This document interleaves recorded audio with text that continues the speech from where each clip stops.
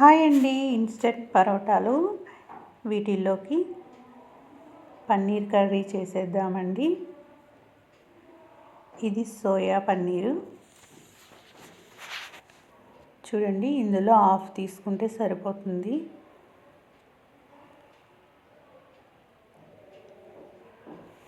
మళ్ళీ మిగిలిన పీస్ని ఫ్రిడ్జ్లో పెట్టేసుకుంటే ఇంకొకసారికి మళ్ళీ కర్రీకి చేసేసుకోవచ్చు. దీనికోసం పచ్చిమిర్చి, ఉల్లిపాయ ముక్కలు, ఒక 2 టమాటాలు ముక్కలుగా కట్ చేసి మిక్సీ జార్లో వేసేసుకొని చూడండి ఇలా మిక్సీ పట్టేసుకుందాం. మరీ మెత్తగా కాకుండా కొంచెం కచ్చాపచ్చాగా పట్టేసుకోండి. బాణీ పెట్టేసి ఆయిల్ వేసేసి స్టవ్ మీద పోపు దినుసులు వేసేసుకోండి. పోపు దినుసులు వేగిపోయిన తర్వాత పన్నీర్ ముక్కల్ని వేసేసుకుందాం. ఈ పన్నీర్ ముక్కల్ని ఆయిల్లో వేసేసి 2 వైపులా చక్కగా ఫ్రై చేసేసుకోండి.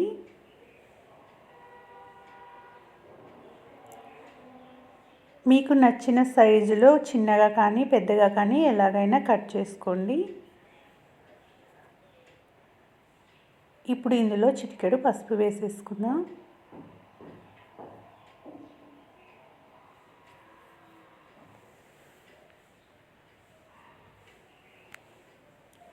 సోయా పన్నీరు చాలా మంచిదండి, ఎంతో ప్రోటీన్ ఉంటుంది.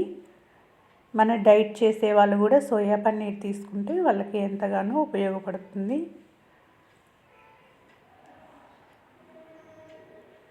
ఎంతో ప్రోటీన్ ఫుడ్ అండి ఇది.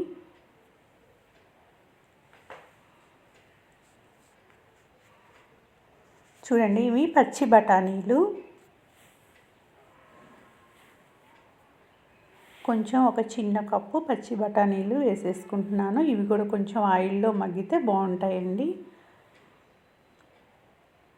చూడండి, పన్నీర్ ముక్కలు వేగిపోయాయి. పచ్చి బఠానీలు వేసేసుకుందాం. ఇప్పుడు కొంచెం అంతా అల్లం వెల్లుల్లి పేస్ట్ 1 స్పూను వేసుకోవాలండి.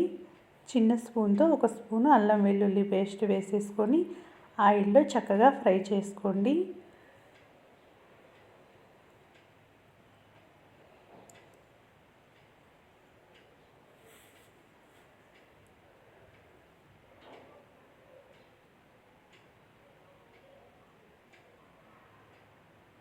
ఇప్పుడు ఇందులో మనం మిక్సీ చేసుకున్న పచ్చిమిర్చి, ఆనియన్, టమాటాని పేస్ట్ని వేసేసుకుందామండి.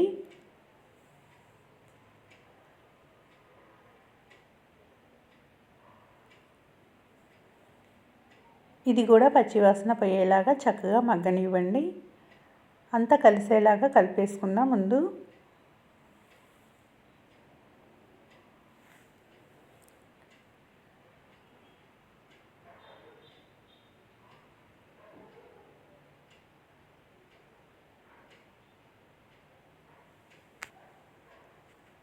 చూడండి, చక్కగా మగ్గిపోతుంది.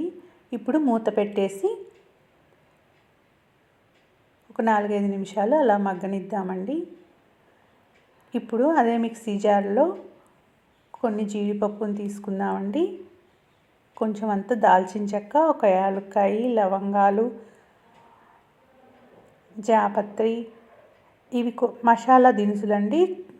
కొద్దిగా లవంగాలు ఒక 3, అలా జీడిపప్పుతో పాటు ఈ మసాలా దినుసుల్ని కూడా వేసేసుకొని మెత్తగా కొంచెం వాటర్ వేసేసి మెత్తగా గ్రైండ్ చేసేసుకుందాం.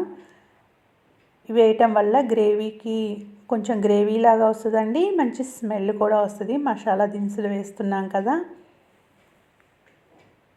చూడండి, ఇలా గ్రైండ్ చేసేసుకోండి.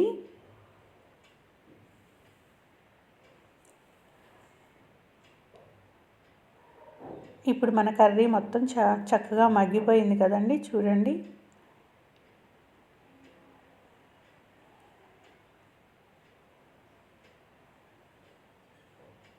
మన టమాటా, ఉల్లిపాయ వేసినప్పుడు వచ్చిన వాటర్ అంతా చక్కగా మగ్గిపోయిందండి. ఇనికిపోయాయి, ఏమీ లేవు.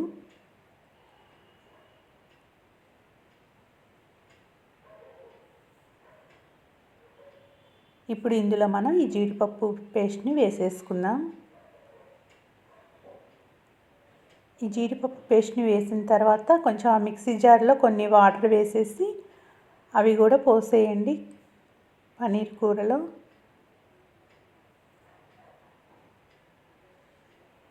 వాటర్ వేసేసి మొత్తం చక్కగా కలిపేసేయండి.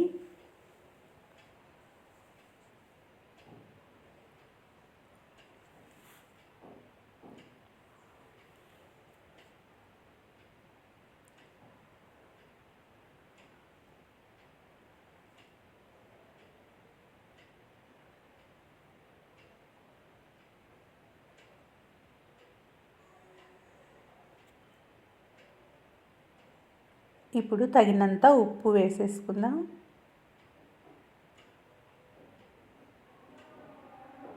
తగినంత కారం వేసేసుకోండి. మనం ఆల్రెడీ పచ్చిమిర్చి వేసాము, మసాలా దినుసులు కూడా వేసాం కదండి.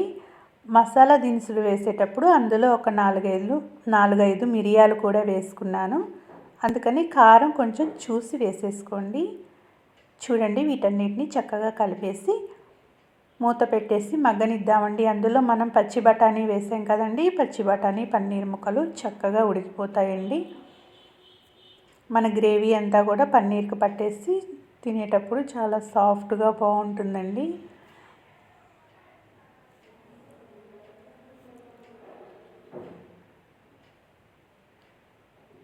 మనం ఇది పులావ్ రైస్లో కానీ, బిర్యానీ రైస్లో కానీ, చపాతీలు, పుల్కాలు వేటిలోకైనా కానీ చాలా బాగుంటుందండి పన్నీర్ కర్రీ.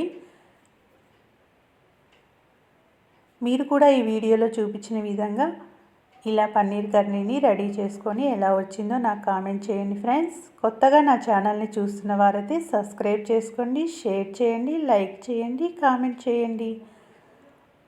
మధ్య మధ్యలో ఇలా చూస్తూ కలుపుతూ చక్కగా మగ్గనివ్వండి.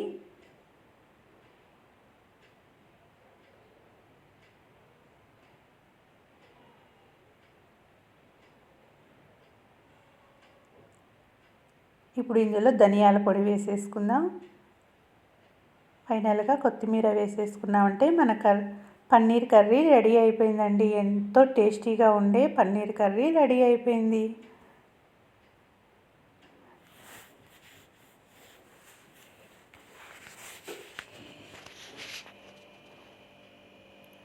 చూడండి, మనకి ఎంత గ్రేవీ కావాలో చూసేసుకొని స్టవ్ కట్టేసుకోవచ్చండి. మనకి కొంచెం ఎక్కువ గ్రేవీ కావాలనుకున్న వాళ్ళు ముందుగానే కొత్తిమీర వేసేసి స్టవ్ కట్టేసుకుంటే గ్రేవీగా ఉంటుంది. లేదంటే ఇలా చిక్కగా కావాలనుకుంటే అలాగే చేసేసుకోవచ్చు. ఇప్పుడు మనం పుల్కాలని పెనం మీద వేసేసి కాల్చుకుందామండి. వీటికి 2 వైపులా నెయ్యి రాస్తున్నాను.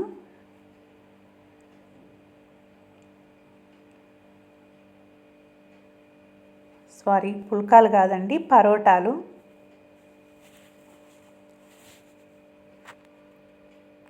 రెండు వైపులా నెయ్యి రాసేసి ఇన్స్టెంట్ పరోటాలని పెనం మీద వేసేసి రెడీ చేసేసుకున్నాను. చూడండి, ఇందులో ఈ పరోటాలలో ఈ పన్నీర్ కూర అద్దుకొని తిన్నామంటే ఎంతో టేస్టీగా ఉంటుందండి. చూడండి ఎంత కలర్ఫుల్గా ఎంత బాగుందో. పరోటాలు కూడా చాలా టేస్టీగా ఉంటాయండి. ఇన్స్టెంట్గా తీసుకొచ్చుకొని మనం వెంటనే పెనం మీద వేసుకొని 2 వైపులా నెయ్యి రాసేసుకొని కాల్చేసుకున్నామంటే చాలా టేస్టీగా ఉంటాయండి.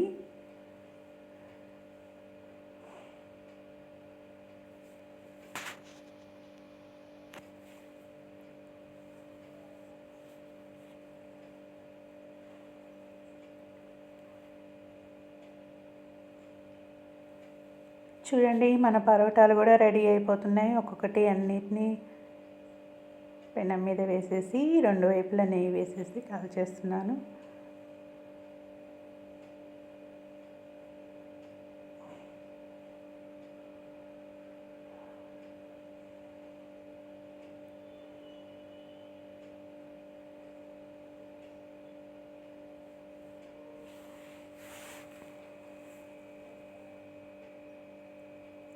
మీలో ఎంతమందికి పరోటా ఇష్టమో కామెంట్ చేయండి.